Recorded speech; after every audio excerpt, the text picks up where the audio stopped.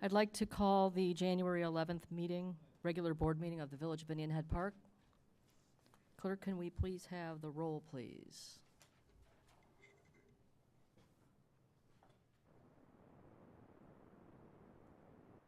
Trustee Donnesberger? Absent. Trustee Eck? Here. Trustee Gazis? Here. Trustee O'Laughlin? Here. Trustee Saldana? Here. Trustee Sveska? Here. Madam President? Here. Could we please stand for the Pledge of Allegiance?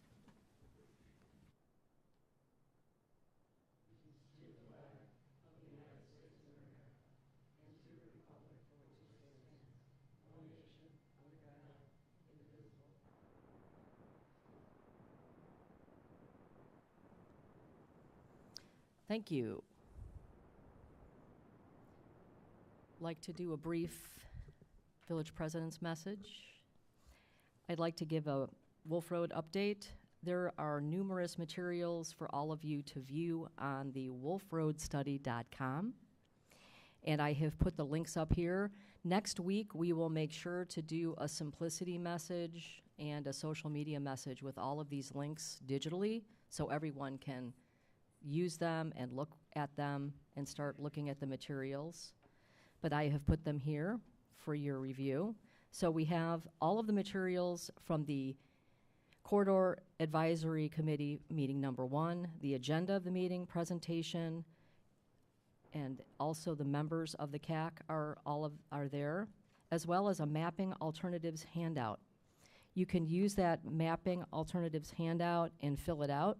All of the CAC members need to fill it out, and there is a due date associated with that exercise for the CAC members. And we would also suggest if residents or people adjacent or near the corridor would like to do that exercise, you can certainly do that, scan them in or bring them to Village Hall so we can get your feedback on your vision for the corridor. Also, the public survey summary and results, all comments, letters, and calls are also online at wolfroadstudy.com. We'd like to report some tentative meeting timelines for 2024. The CAC meeting number 1 has been completed. It was on 12/13/2023. Alternative map feedback for CAC members is due 1/31/2024. So we have, I believe, approximately 30 members from the CAC that need to get their map alternatives in, please. Also, any community map feedback is due, please, by 2/9/2024. Right now, we're looking at the CAC meeting number 2 to be scheduled approximately July 2024, and public meeting number 2 would be scheduled for August 2024. And these are tentative right now, but just to plan around your summer activities, this is what the vision is right now for timing. If you're looking for the mapping alternatives handout, you can look for it at wolfroadstudy.com in the content area there for the CAC alternatives. We also heard from the tollway, the 294 tollway embankment team, that they did forward a planting plan that had been approved to Indian Head Park. We had made several requests of the county and the tollway team, and we're just confirming the maps that we got back this week from them for the embankment near Plainfield Road. As soon as we confirm our requests have been granted, we think they have, and we provide some feedback about the plan, they have told us that tentatively it will be scheduled for next June 2024. And then this is the website analytics from the wolfroadstudy.com. I'm sorry I forgot to go through this very quickly, but just because the survey results were already tabulated, we are still getting feedback, which is really wonderful. So during the period that you see there from mid-December to mid-January, January 10th, we still got 92 emails, 38 people signed up for the newsletter, and also 10 voicemails received. So my understanding is those comments will be updated and anonymized and put on the website. So thanks to everybody that's still providing feedback to us. Now I'd like to move on to the consent agenda. Can I have a motion for the consent agenda, please? I'll make a motion to approve the consent agenda. Second. All righty, any questions or comments on the consent agenda items?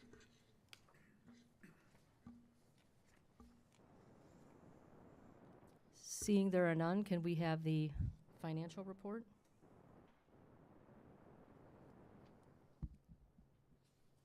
The financial summary for the month ending December 2023. Our cash on hand at the end of November, or the end of November was $2,833,000. All payments in the month of December were $323,000. Our total revenue was $312,000, leaving us with an ending bank balance of $2,822,000. Thank you. Any questions on, any other comments or questions on the consent agenda items? If there are none, can we have a roll call vote? Trustee Donnersberger? Absent. Trustee Eck? Aye. Trustee Gazis? Aye. Trustee O'Laughlin? Aye. Trustee Saldana? Aye. Trustee Sveska? Aye. Passes. Okay, that motion is passed. Now we're going to move on to new business. Can I have a motion for item A, please? Mr. Eck, or I make a motion to approve ordinance 2024-01, which amends the parking prohibitions in Edgebrook Lane. I'll second that. Gavin? Okay. The Ashbrook Townhome Association submitted a request to review this location for a no parking zone to improve safety for vehicles and pedestrians. And the specific location is the north side of the curve from Edgebrook Lane to Edgebrook Lane West, between the two driveways to Ashbrook Townhomes Building number 24. And Public Works staff and the police have reviewed this request, and we recommend approval. The association will provide signs, the village will install them, paint the curb, and enforce the no parking zone. So, any questions?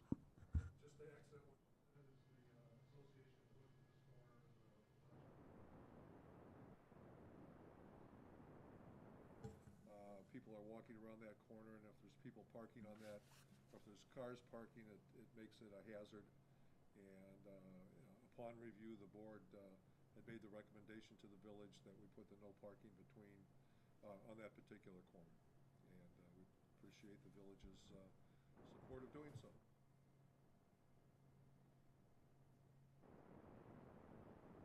Any other questions? Seeing there are none, may we have a roll call vote, please? Trustee Donnersberger? Absent. Trustee Eck? No, I changed that. Yes.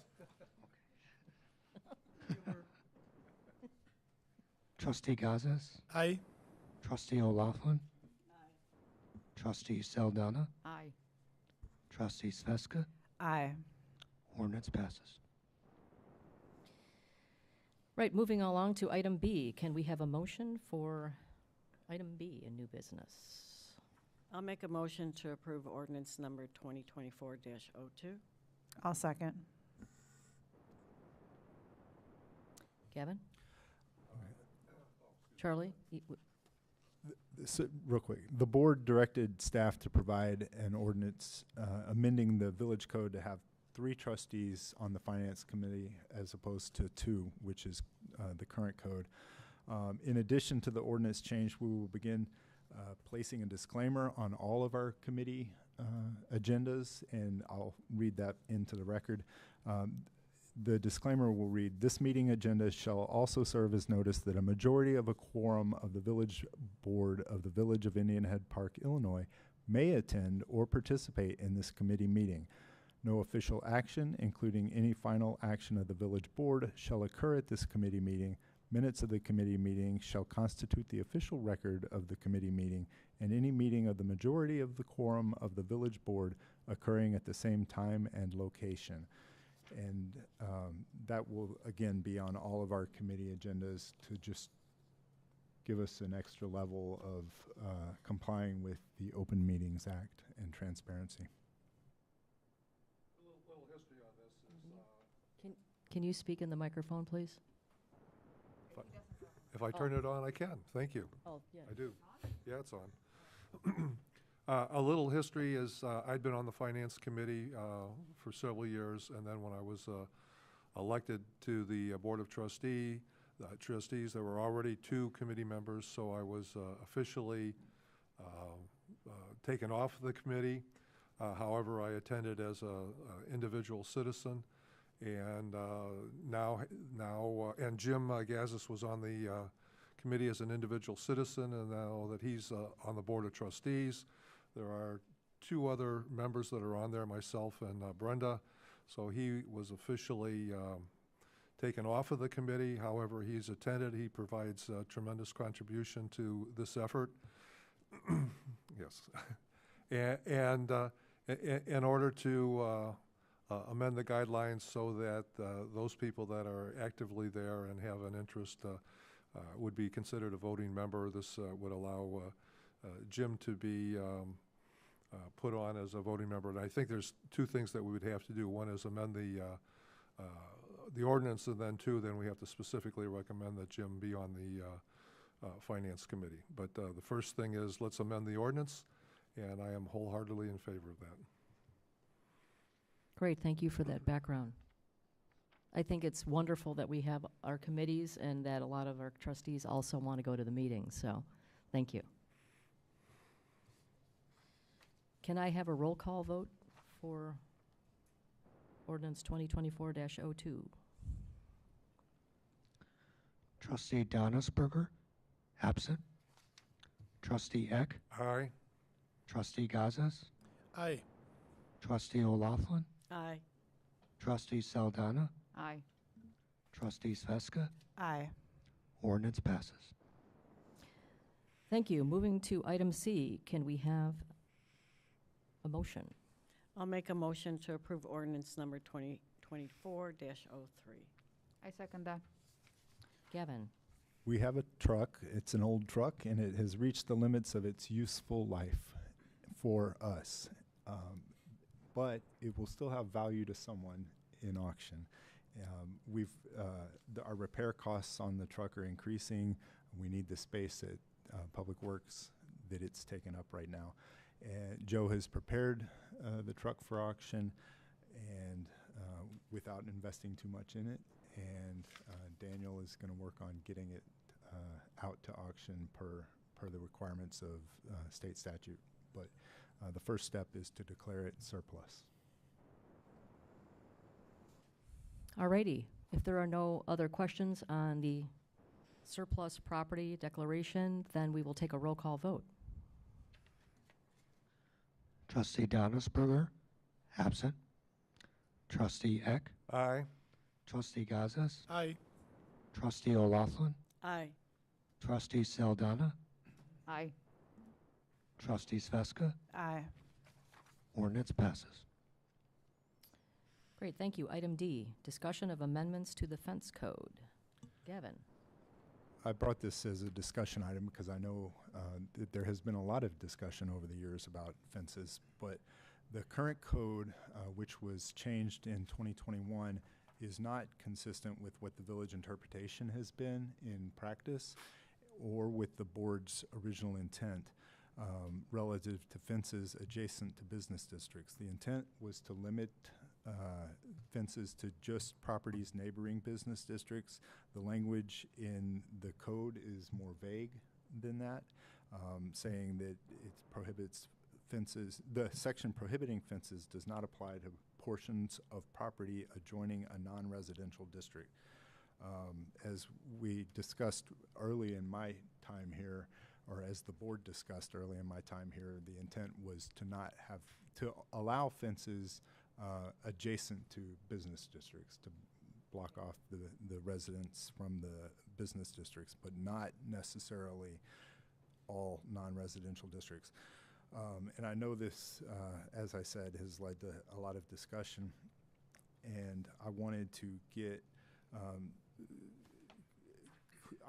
so clearing up the code would allow us to make it more consistent with the board's intent around this issue.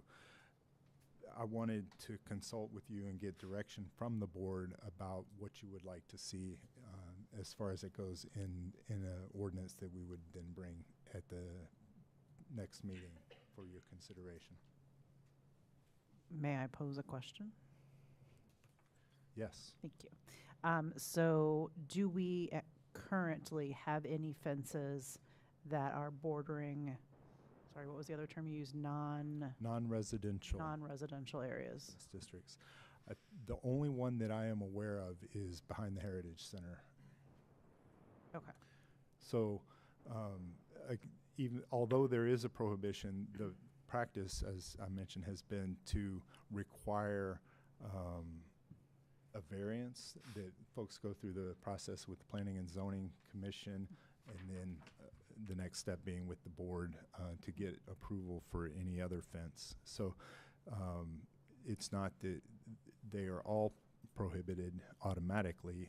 They're prohibited unless you get a variance or unless it is neighboring a business district. Thank you.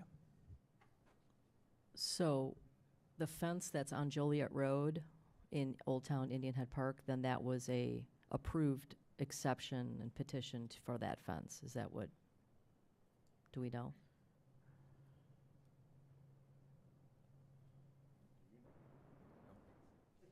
I'm not sure if that was approved through a variance or approved because it is directly across Wolf Road from, I'm sorry, Joliet Road from a business district.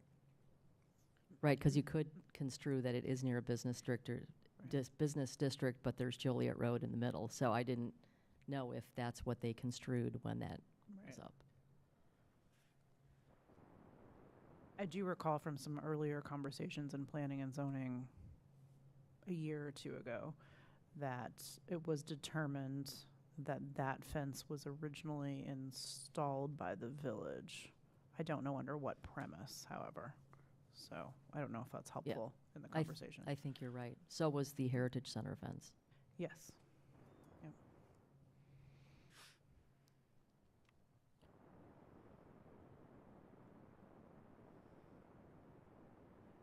And just to ask another question, sorry.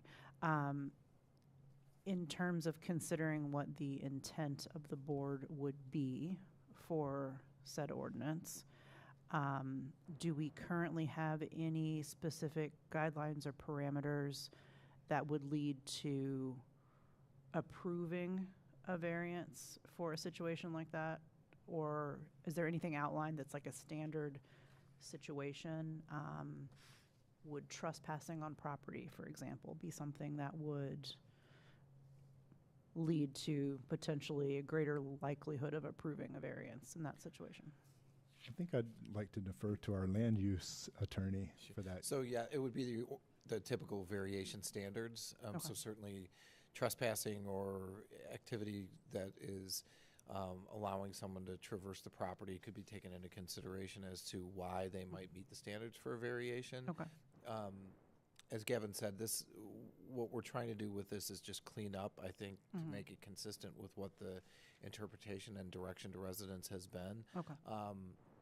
Certainly, as part of that effort, we could look at if there would be any unique standards to, in addition to the ordinary variation standards, to make part of the ordinance, and if so, that's something we could bring back as well. Okay, thank you.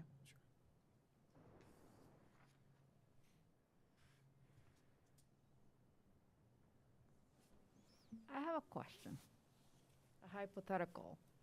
By taking out the non-resident language of the ordinance and making it very strict about business, there is less of a chance of requesting a fence that borders town, Indian Head Park owned land.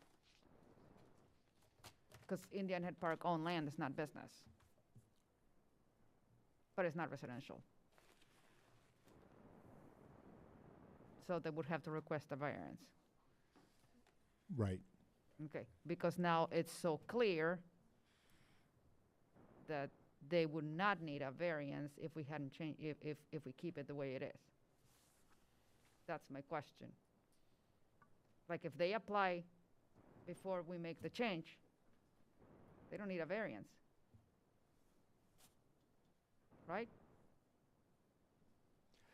Again, that has not been our practice, and it has not been the outcome that we've Okay. been going to, and it's not Hence how the we've reason why directed. we want to clean it up so that, I know, but that gives us a timeline too. right. There's a need to do it as soon as possible, because you can, Well, there's some areas in Robert Bartlett that border on streets, and there had been requests in the past for fences, and I think there had been. Would that qualify then? Because it doesn't border on other residential property, it borders on an Indian Head Park street.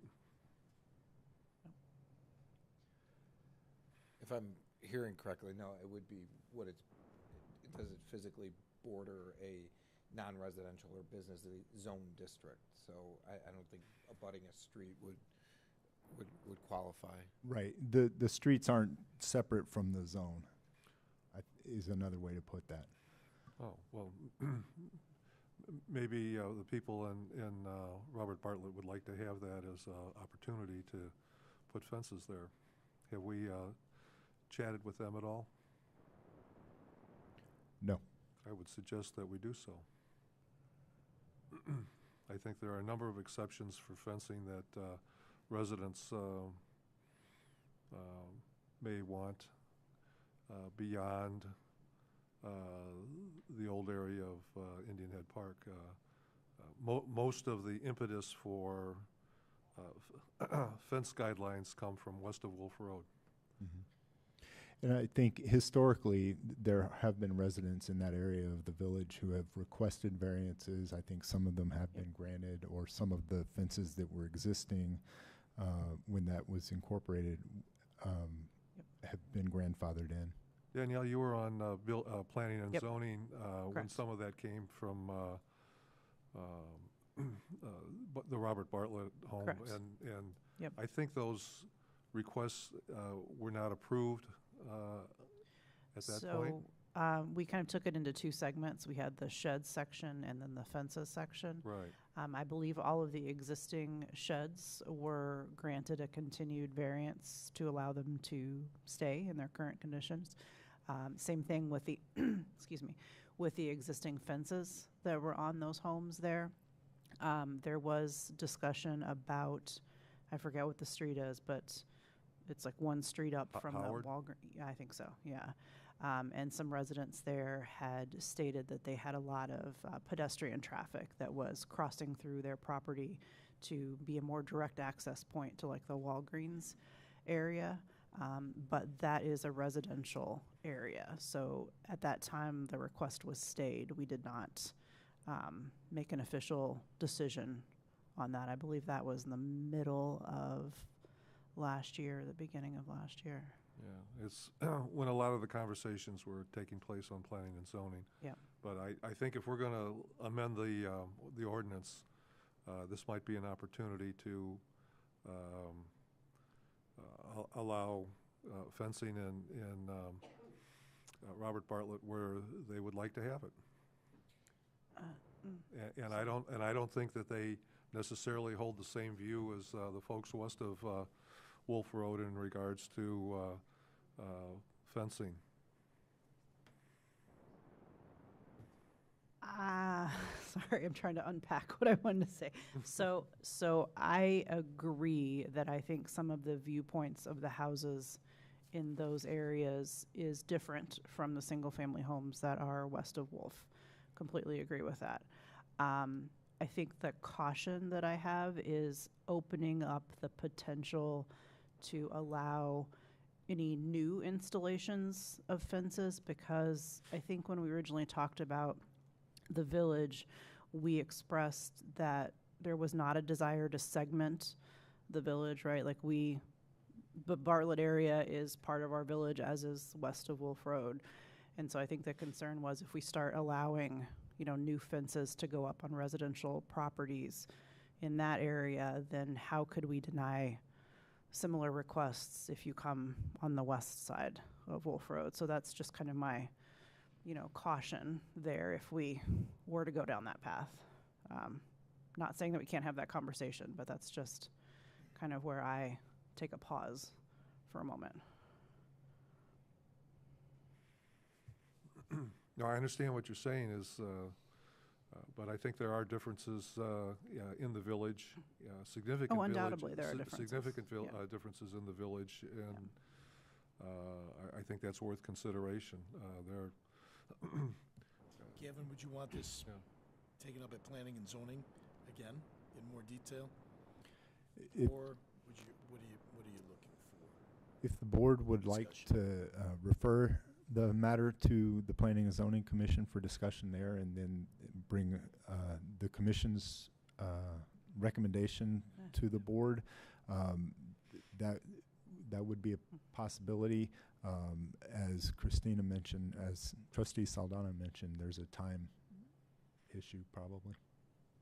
Yeah, one of the things that I'm concerned about too is because I know there's been people on the west side of Wolf Road that have wanted to put up fences, and I'm talking about the wrought iron fences.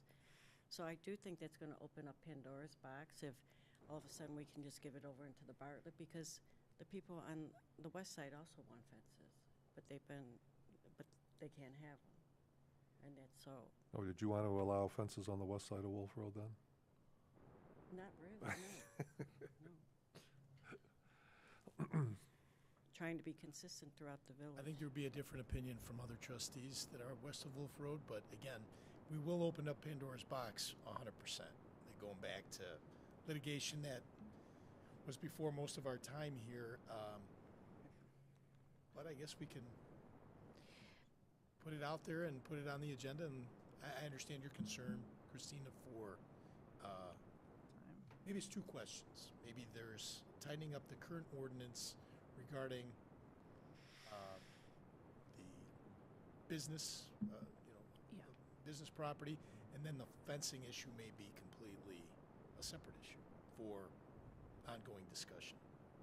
I think that's a great idea. I think that's a great idea as well. Because I think your intent was to clean up some administrative language that is inconsistent. And I'm not disagreeing, Charlie, that people have some wishes, right? Yeah. We did have a shed and fence committee that was very active 2 years ago and spent months investigating and discussing this issue. So it has been brought up in the recent past. So I'm not saying we shouldn't bring it up, but I'm saying the intention of this specific item is to get an amendment to a more procedural item that needs updating.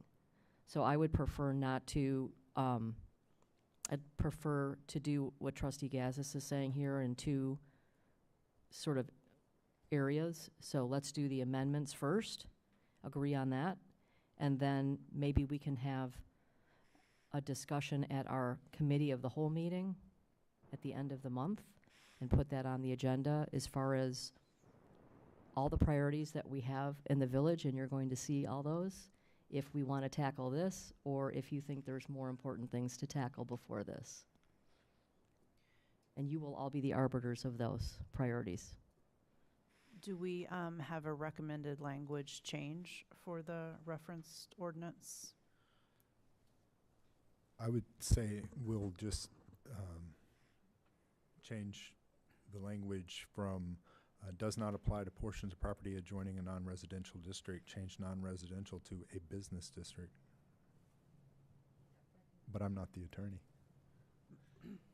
Yes, that sounds right. So I agree. I think it would be this more surgical approach to this current amendment, and then that broader discussion. If that's the direction of the board, that's what we would bring back. And that brought, I'm sorry, I would just like to caution to make sure that your language is exactly as we zone the areas. Because if Yes. you, Oh, yeah, Right. if you mention, Zoning district. yeah, it has to be the same exact language as the zoning. Because otherwise then it becomes again another problem. Exactly. which currently, Right. back to the Yeah. whole point, it doesn't currently match Yeah. with our language because we don't have anything designated as a non-residential district. Exactly. But I'm talking about the business part. So it has to say the same exact, it has to be called the same exact way that it's called in the zoning. Agreed. Well, I think it can be expanded to areas that aren't residential. And I understand what you're looking to do is to clean it up as far as that focused portion, but I think there's other aspects of the of the fencing ordinance that are not ones that are universally accepted. And in fact, as far as Robert Bartlett is concerned, were absolutely ignored. I would like, and if the president would put that back to the zoning and committee, I would support the narrow modifications you're looking to make at this point in time. Well, I think what we're trying to do is get the amendment to a procedural item, a surgical edit done first. So does that have to go back to planning and zoning? No. Okay, so like I think we've just mentioned, we need to do that change first. If you and the board members want to do a fence and shed discussion, what I would like to do on that is I am not agreeing or disagreeing that that's an important issue, right? It's been an important issue. All I'm saying is that I think we should wait until we have our committee of the whole meeting to discuss what we should do with that topic, because there are many things that we have to prioritize over the next couple of years. And there are many important items that this board is going to have to decide the place and the time for each one of these important items that either have been not tackled in the past or that need to be looked at by the board. So it's all a question of we have finite resources and finite people. So we're going to have to pick the items that we want to focus on, and we will do that, start that process. We had a look at that with Gavin a couple of months ago. We will continue that at the end of the month, and then we will make a decision what we want to do and spend our time and money on moving forward. Because we also have zoning code that is very out of date. So how could we tackle that when the foundation of the house is broken too, right? The foundational code needs to be updated. So I say we start with the code, we get it updated, that's a multi-man-month project, and then once we get the code written in the fence and shed section, we can then go and look at that and get community involvement in that part. There'll be other parts as well, I'm sure, that are going to be things that will be very difficult decisions when we update the code in zoning. And that will be only one of many that I believe will have to get workshops and community involvement in. Thank you. Anything else? Do we have what we need then to create the new Yes. amendment? We have the direction to create an ordinance amending that one specific language item, and then we'll also have a broader discussion about fences in general, starting with the committee of the whole and involving a broader process, if that's what the board chooses. Alrighty. Item E. Gavin? As you know, multiple suburbs have received numerous unscheduled intercity buses recently where passengers have been disembarked to Metra stations. And according to Metra, in every case so far, there has been an official from Texas accompanying the bus. and that official is using the Metra phone app to purchase tickets for the passengers on the bus to travel into Chicago once they get off of the bus by train. And there have also been cases in the northern suburbs of, I've heard of Wilmette, they were dropped off at the CTA station. But understanding that a bus driver could get lost or decide to exit in Indian Head Park because we're at the intersection of two major interstates. Even though we don't have a train station, they could appear here. We've been in touch with the Cook County Emergency Management. We've vetted the process that they have in place, and we're coordinating with them up front before we have had any arrivals or any word of arrivals here in Indian Head Park. Our goal is to get those on the bus to the state-funded landing zone in the city as soon and safely as possible. The landing zone is the place that they've set up with the resources and with all of everything that they need in order to assure that this priority of safety is met. If our police encounter or are alerted to a bus arriving, officers will immediately notify Chief Walsh. We will contact the Chicago Office of Emergency Management and Communications, OEMC, and Cook County Emergency Management and coordinate with them and with our neighboring communities that have train stations to move the bus along. If the bus arrives after hours or can't get to the train station immediately, we'll hold the bus in a safe area to serve as a place to, for the passengers to stay warm until they can head to a train station or get to the landing zone in Chicago. We will continue to monitor the situation, and we'll keep the board in touch. We keep in touch with the board about any changes to our response. But I wanted to share that plan with you so that you know that we have anticipated the possibility, that we have put in place a plan, and that we're going to handle it appropriately if and when it happens. I have a question. Have you contacted the Cook County Health and Hospital System to see if they by any chance have created also a plan? Because they used to triage the very first buses that arrived. They figure out a plan to triage for sickness, and they might have some, if at a minimum, a plan that they can share, and secondary maybe if they are not already working with Cook County Emergency Management, that they can be added to your contacts for possible help should you have to hold them in the middle of the night somewhere. I'll reach out to them. Yeah, thank you.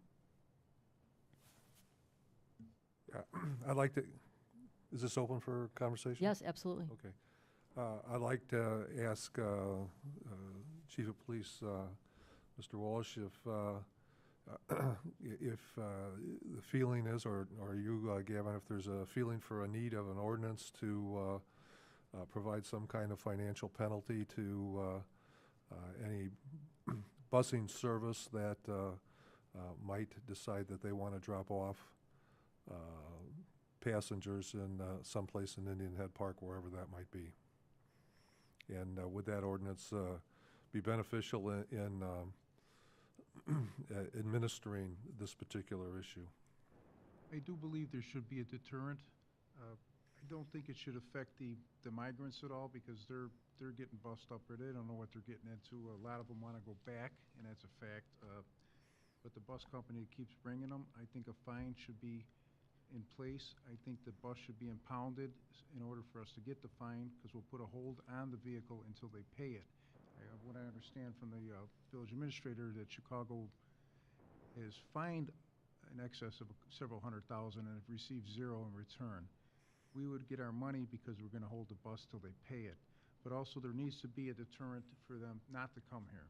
So I would welcome some type of ordinance. I don't think it needs to be as strict as some of the ones I've read that are going against finding the migrants as well. I don't think we need to do that. Thank you. I have that sense as well. I would say there's also an expense and of time, manpower, money to find a place to put a bus. But Also, it opens for litigation, and we are trying not to spend money on our fabulous attorney here. So you impound the truck, and then they can fight back, and now you are stuck in court over a bus. So, but I just want to say that there is a possibility that they will drive through Joliet Road. And there's a possibility that they'll just stop for a second to get their bearings or whatever. And just seeing the police coming over might be enough for them to keep going until they get or they'll just ask for directions, etc. And punishing the immigrants is, first of all, like you said, they're not the ones that decided to get on the bus freely to come to a minus 40 degrees night. I don't think they know. And second, they're accompanied by an official. These people were actually detained in Texas and then put on the bus so they can come over here and get lost. So I don't think that is the right way to try to just find the immigrants. So we can have some kind of language. And here's my question that for clarity, I did post beforehand to our lawyer. If we have an ordinance that fines the buses for arriving here, does that deter us from, or does it prevent us or punishes us from joining possibly a lawsuit against the buses? It would not. It would not preclude us from joining any additional lawsuits or class actions or any other kind of suit that would be brought to limit or stop this process from happening. Okay, and if we do create some kind of language so we are not the ones singled out, considering that they are now putting together a map of the cities that do have ordinances, and we are going to be singled out. So if we put an ordinance together, can we make sure that we don't end up with more expenses? Like, I do like the idea, take their bus until they pay, but they might just walk away.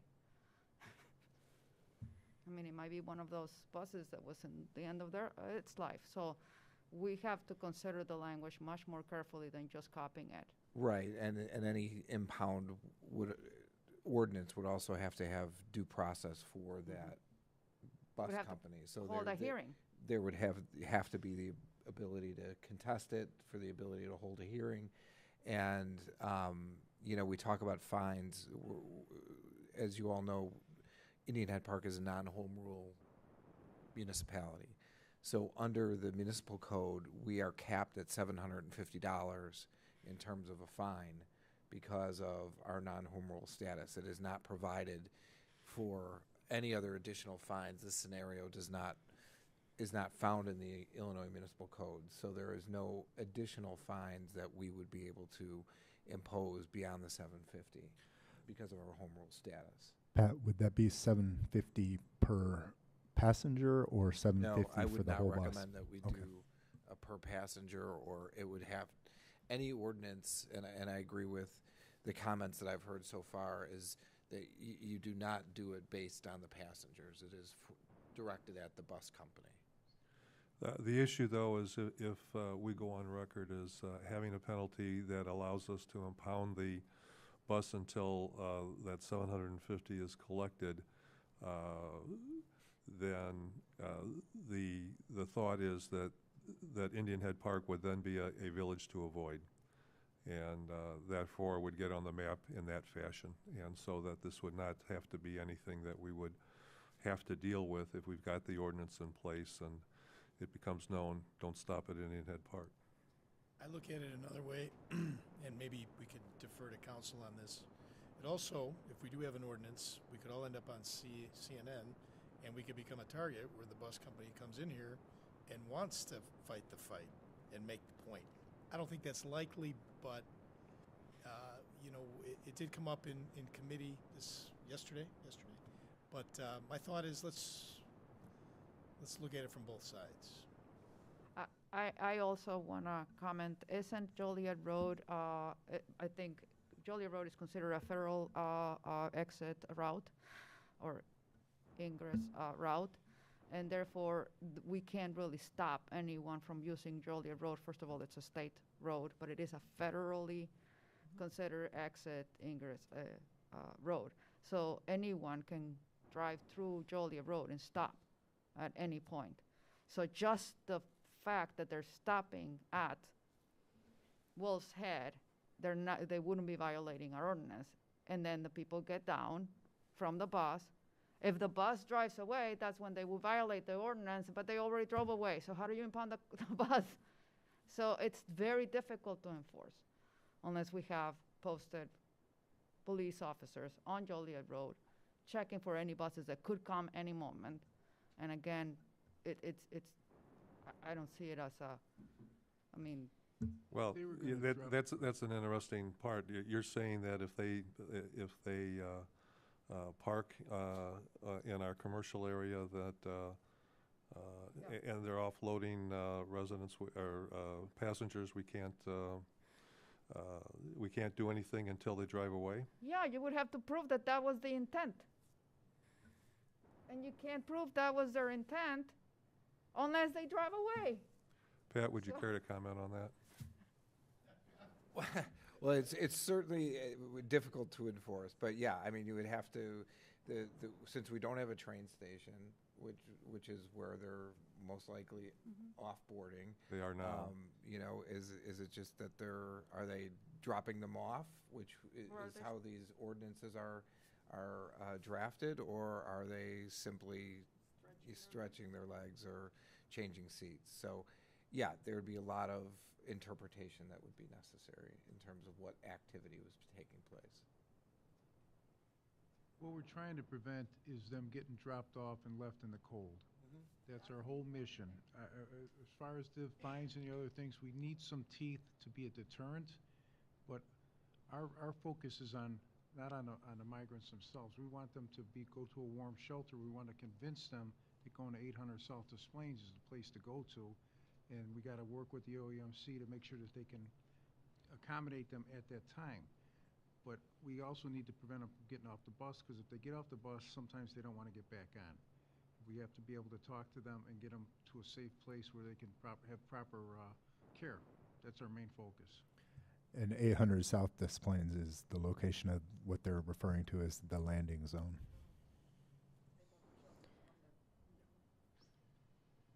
So I think I've heard a couple of different things. Can we get a thumbs up on, do we want to just, I've heard a couple of people maybe wanting to wait and not do the bus ordinance, and I've heard a couple of people say they would like to do a bus ordinance. So Well, we need to consider it, so we need to see language. And then Okay. at that point, we can decide no or yes. I mean, okay, so why don't we do this? You've heard the plan that both the chief and Gavin have put together in case this happens, right? In case this happens, what we're going to do with our coordination with the OEMC in Cook County and our adjacent communities. So why don't we do this? Why don't we get some language for next month, take a look at it, and then be able to look at that and discuss it in more detail? And then if it's appropriate, we can move to that action next month. Does that make sense? Is it possible, along with that ordinance language, that we get to see the fully put-together plan of action should happen, so we all know what's going to happen if they arrive? The plan of action to take care of them. That's what we would discuss Yes. earlier. And the plan that I described in general terms will be our plan regardless of whether we have an ordinance or not, because there, people may still show up and may still get off the bus, Yeah. even if we do have the ordinance. Thank you. Yes, so we'll plan to do that. Make sense? Alrighty, thank you. It's now the time in the meeting where we would like to invite public comments. Do we have any public comments this evening? But since I'm here, I'll come up and talk. Just two really quick things. We had a question at our Acacia board meeting Tuesday night A resident asked about the change in the street signs.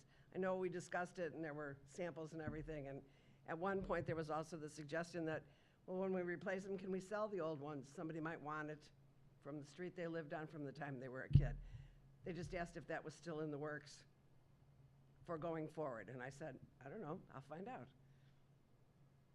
You want to talk about it, or I can give an update? We're working on what is the absolute necessary laws we have to follow. Okay.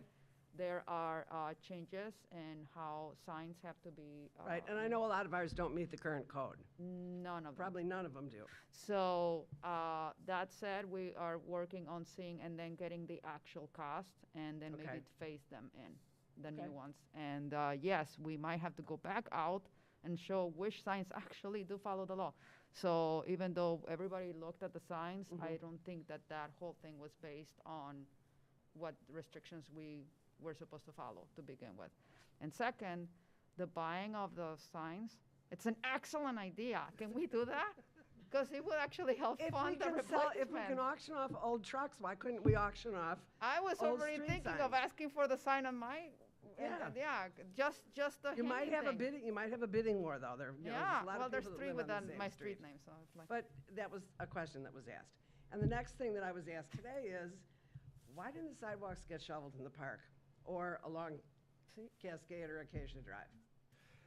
And that is purely a staffing issue. Okay. We have a number of staff who are out Out, with okay. illnesses or injuries and Okay. not available to help. And Okay. Our Public Works Superintendent, Joe Coons, is not here tonight because he is getting rested up for the next storm. I totally And, understand that. It was him, Joe and Pedro, our other staff member, did all of the snow clearing and focused on the streets, yeah. particularly hills, curves, and intersections in this last event, and we'll do the same next time. And the sidewalks are on our radar. We just have to. I was hoping you could say, Put well, them in the the back. machine broke or something. It wasn't. That would be better than you don't have enough staff, because it's always hard to get staff when it comes to snow plowing. Yes, ma'am. But the question needed to be asked. Thank you. I understand.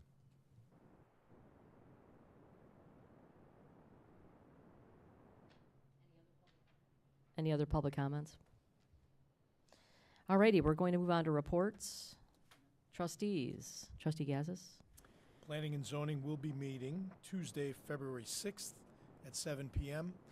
There are currently 2 items on the agenda, and I believe we may be adding a few more.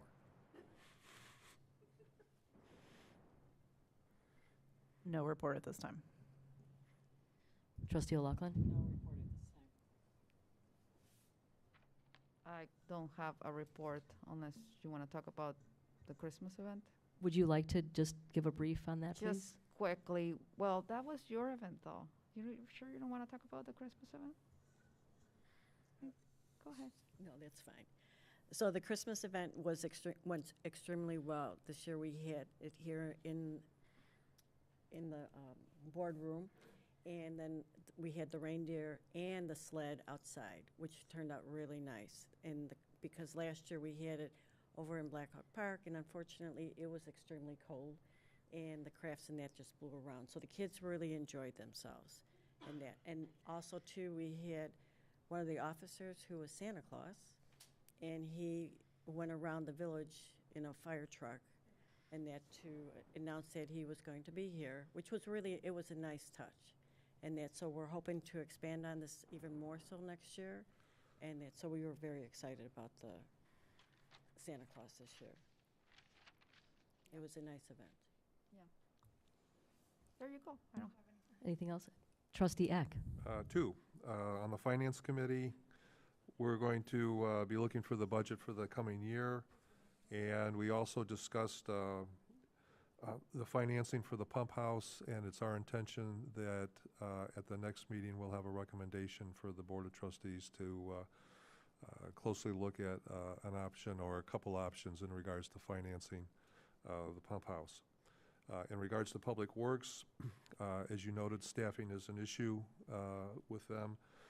We had on the agenda previously looking at the engineer's report on the 3 buildings, this building, Public Works building, and the library, and to do that in sequence, and all of that has gotten deferred until we can get staffing back up.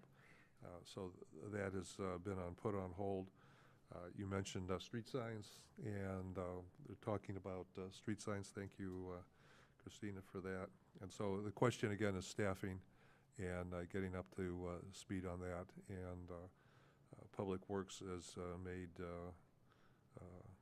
a little progress in regards to that. So we need to get staffing up, and we'll be moving along.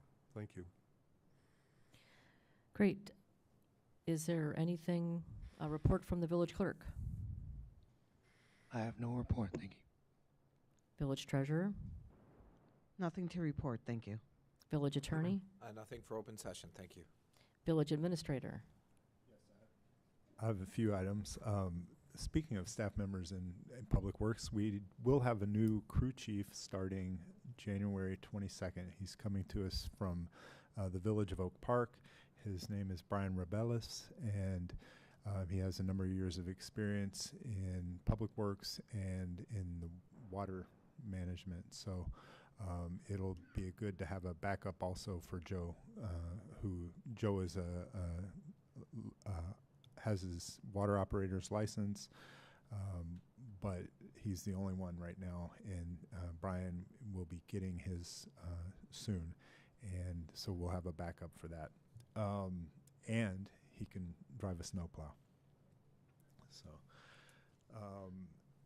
I wanted to let everyone know that the garbage sticker fees will be going up to $3.22. And this is per the contract. We're in year 4 of the contract or the franchise agreement with SBC, and they'll be going from $3.10 to $3.22. We have about 35 of $3.10 ones left. So when those go, we will be selling the $3.22 ones. Please don't rush to Village Hall during a snowstorm tomorrow to save 12 cents per sticker.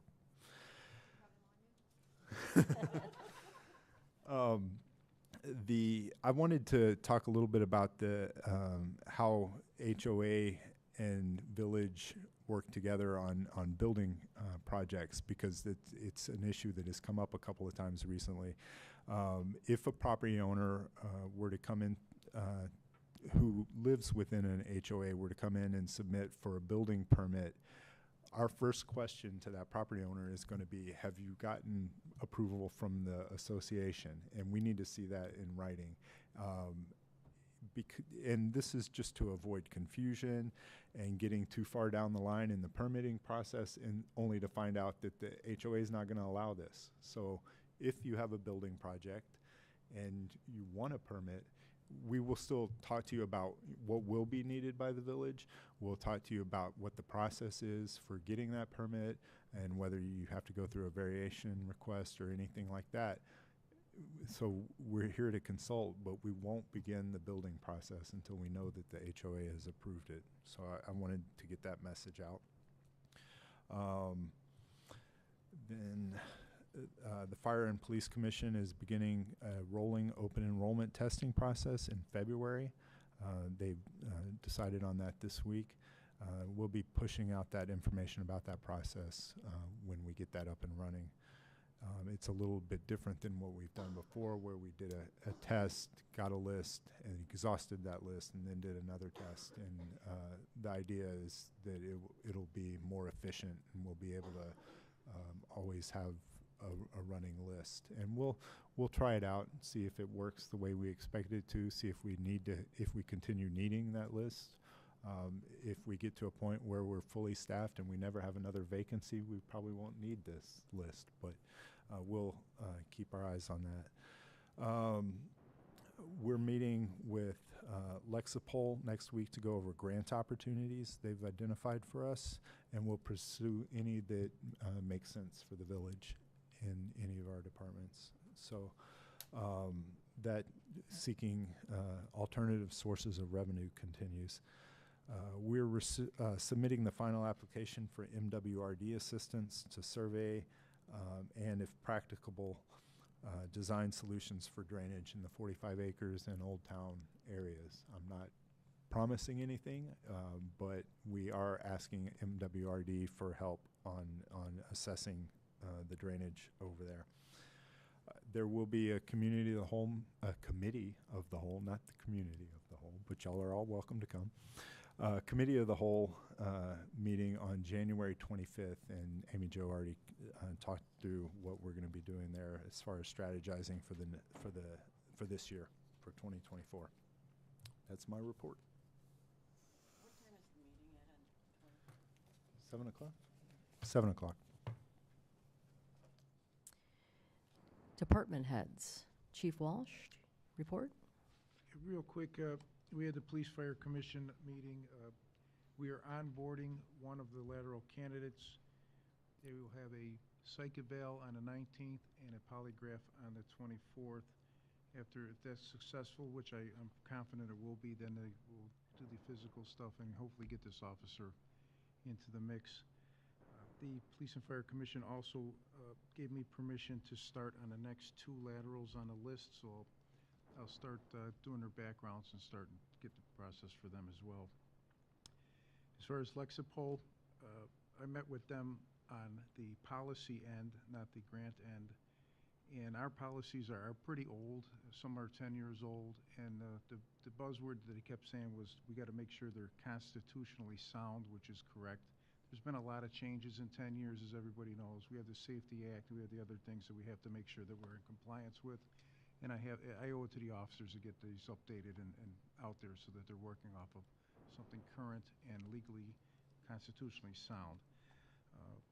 Flock cameras, Raul, the owner of Wolf's Head Plaza, gave permission to put a camera up there. Walgreens, it's a little more difficult because they have to go through corporate. I'm waiting to see if they will sign off so we can put a camera up there.